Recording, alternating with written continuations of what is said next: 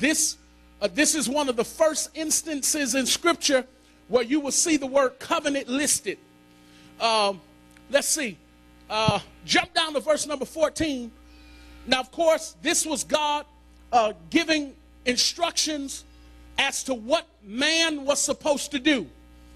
The Old Testament sign of covenant with God was circumcision. All right? Just so you can understand where we are, the Old Testament sign of covenant with God was circumcision. If you read Genesis chapter number 17, it talks about how God said to them, listen, I want you to take the male child on the 8th day. I want you to circumcise the foreskin. I want you to circumcise the flesh of your foreskin. Let me tell you why that was so important. Of course, in this 21st century, every male child, for the most part, is circumcised. There are some third world countries where they do not have the facilities to do it, or it is not a part of their custom. But in our society, for the most part, every male child is circumcised. Why?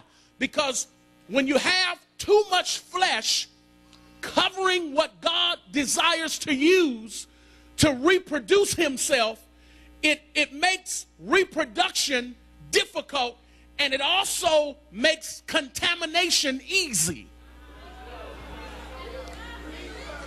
Are you hearing what I'm saying?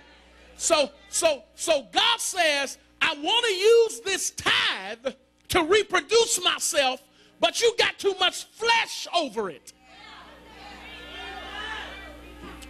Go to verse number 14, Genesis 11 and 14. He says, and the uncircumcised male child who is not circumcised in the flesh of his foreskin, what? That person shall be cut off.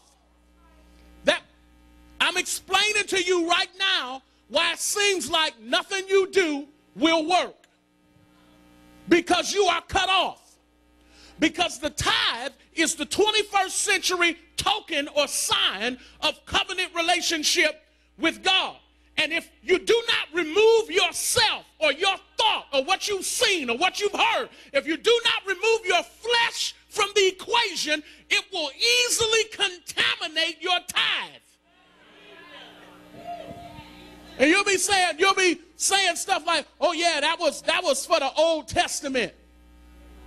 Okay, stay broke, because ain't nothing you doing working. Because you want to know how you know what you're doing is not working? Because you only have enough for you.